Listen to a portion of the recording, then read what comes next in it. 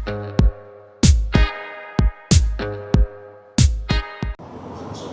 morning po sa mga kaborgi natin dyan. So, ngayong araw po ay magpapalit po tayo ng CVT air duct o CVT hose. Ito po yung flexible na goma na kumakabit sa ating CVT sa kanyang hangin. So, for almost 5 years yung unit natin, ayan nangyari. So ayan, bitak na. Kaya pala humangin sa paa ko. Nag-stop over ako during traffic. So yan pala ang napala ko. May bitak na yung ating air duct hose. So bumili ako nito. Bigay ko lang ang link sa Shopee ito, si Restore Moto. 500 plus yung bili ko. So unahin muna natin yung procedure kung paano natin to mabaklas. So kanina hindi ko na pinakita sa video, tinanggal natin yung pairings dito. So ang una nating tanggalin dito ay screw dyan na plastic type. Kita po yun. Ayan. And then dito rin sa kabila may dyan nakakabit. Ito dito yan, plastic type din. And isang push button na parang ganito. Ayan. So dito naman yan sa itaas. Dito, iwan ko na makikita nyo dyan, medyo madilim na. So bali tatlong fittings yung tanggalin, ito at saka dalawang plastic screw. So enable na ma-access yung ibaba doon, tanggalin natin yung ating top, yun, under seat na box. So pakita ko na rin. And yung front na cover din ng ating engine, kasi kung makuha nyo dun, ayun dun sa ibaba yung ating fittings, yung screw nya. So ma-access dito ng screw, mahabang screwdriver. Ayan. Iwan ko lang kung makikita nyo sa video. So try natin paliwanagin na. So pause muna natin.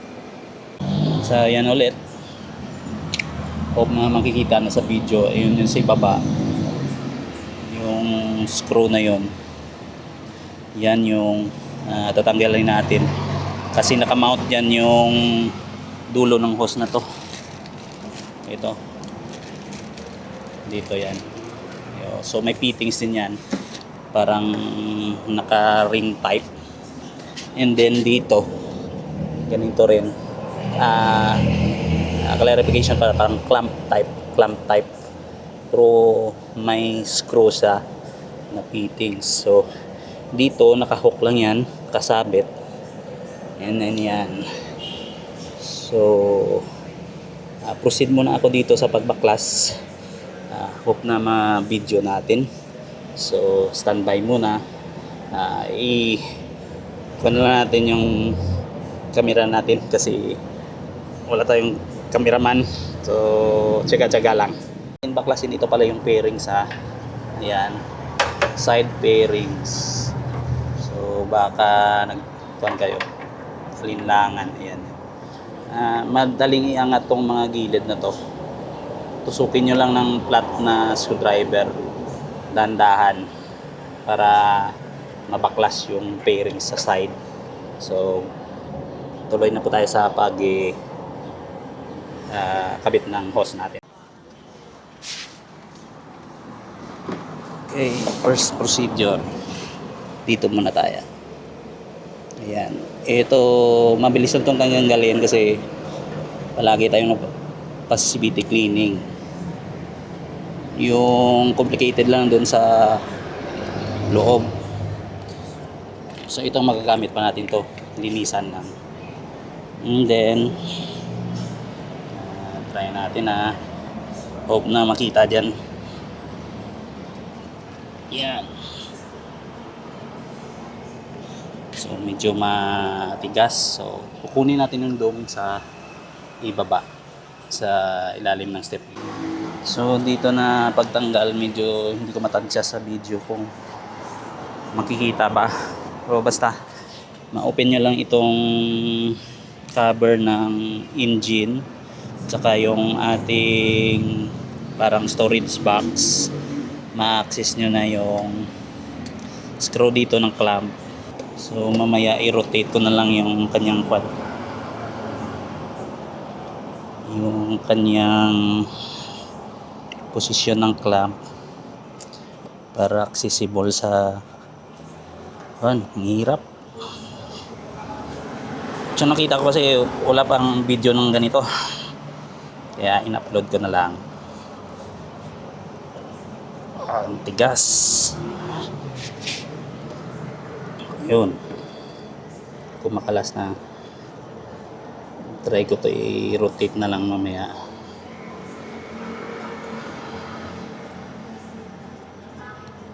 So try natin na videoan yung pagbaklas dito. Hirap. Yan o. Yan siya. Ewan ko lang kung makikita nyo. Yan siya. So ma-rotate na siya. Yan. Yan. Makita nyo yan. Medyo madilim. So ilawan natin. Ayan. So yan. Maliwanag na. So ito to. So ito siya. Yan. Yan siya. Sorry kanina hindi ko na ilawan kasi hindi rin makikita sa video doon sa itaas yung camera natin. So yan ang mangyayari. Tanggalin natin yan.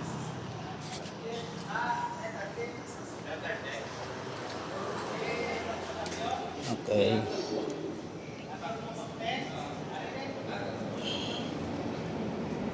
Iwan ko kung makita dyan. So baklasin ko ito. Yan. Tanggal na siya. And then hindi pa tayo dito.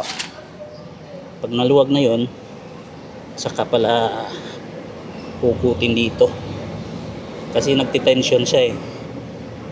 So linabasan nito is yan, ito na. So ito na yung ating hose na ayan, putol. So ayan yan.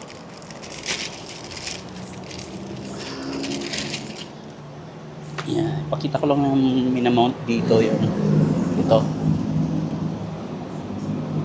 Iwan ko nung tagpuan natin yan. Ayan dyan. May bilog yan dyan na tubo. Dito yun kinakabit. So pagpatuloy natin ha. Ay. Yan.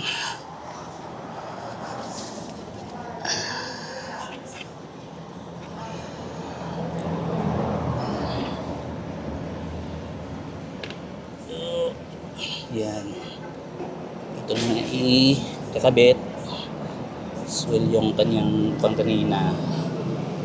Parang yan.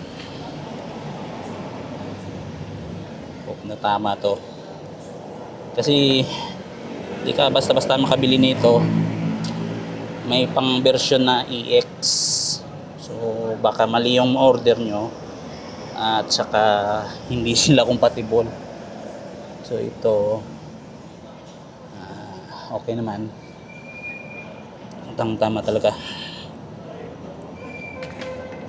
Napansin ko lang dito medyo short siya na konti.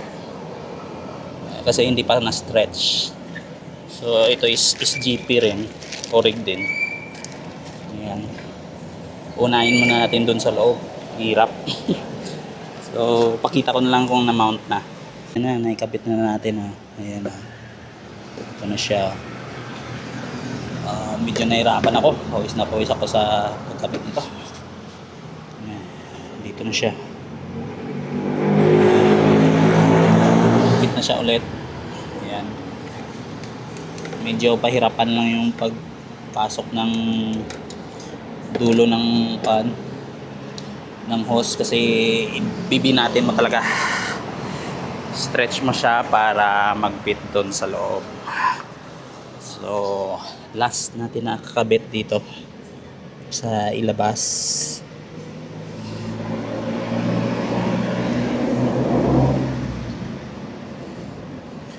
Yan. So, nakakapagod rin to. So, at least nakita nyo paano i-repair itong ating CVT hose, yung duct nya. Nakarinig kasi parang ayaw ko mabinap to eh. Diyan natin dito. Baka mahirapan naman ako sa pag-iikot ng clamp kung unahin ko yung hose.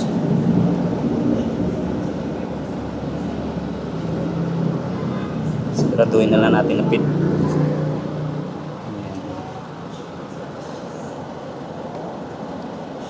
Okay. May stopper na. Diyan. So,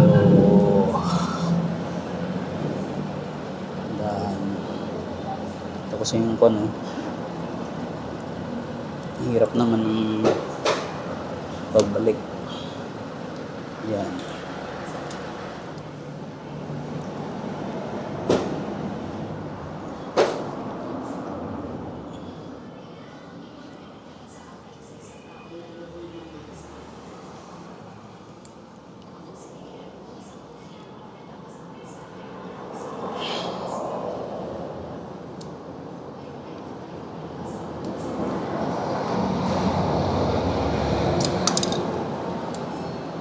Maabot.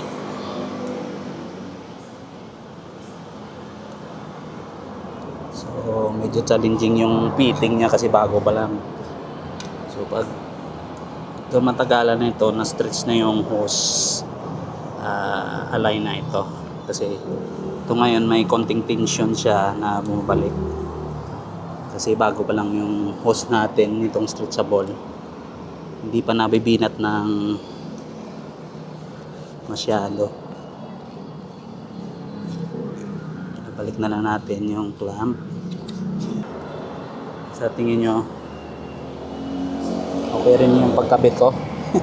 Fit na rin. So hindi nila yan gumagalaw. Ito naka-shoot rin as well yung doon sa loob. Ayun, pag nakita nyo dyan. So hope na makatulong sa inyo to. And sa mga iba pang tutorial na kung ano sa motor natin. Yan, maganda na siya compare dito na yan hindi ko na lang nilagyan na electrical tape kasi mga 1 week ko na nakita nakarating din yung parts na bago. So yan, balik na tayong pairings, pakita ko maya yung complete na pa natin na setup. So standby muna. So unahin ko na lang video yung pairings natin na balik ko. Sorry kung hindi ko na napakita kanina. Medyo magmabandali ako. Hugasan muna natin. So ibabalik natin yung pairings. Ito yung pairings natin.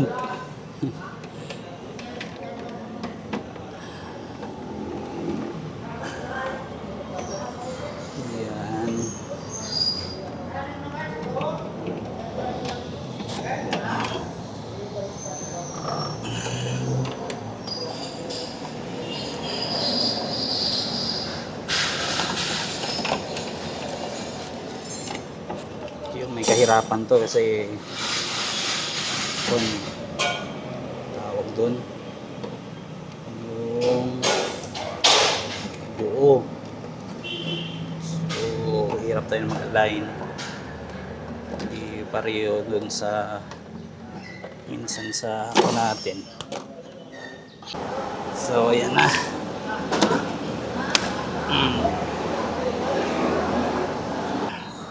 Dito yung push pin. Ilawan natin ha. Kanina yung video medyo dito yung push pin. Yan, pag nakita nyo yan, tawag dun, basta plastic na push button. Tapos dito yung isang screw. Diyan yung isang screw. Yan, isang screw yan. Nandyan. And then dito plastic screw rin yan. Kumakabit yan dito. Yan. And lastly, rakik na ko dito sa likod. Ito yung last. So kabit natin.